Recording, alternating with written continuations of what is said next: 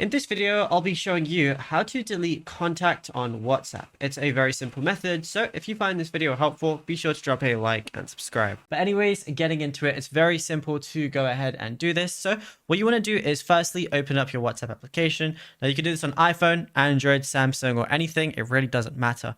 Then on the top, go ahead and click on the contact's name, so whoever you have.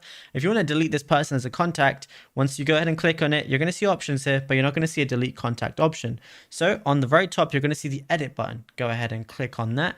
Then it's going to show up their contact details. At the bottom, it's going to say delete contact. Then it's going to say delete contact. This contact will be deleted from WhatsApp and the iPhone. So all you want to do is go ahead and click delete right there. And then that's it. It's going to be deleted and then you'll be good to go. There's really nothing else to it. You can do that as many times as you want.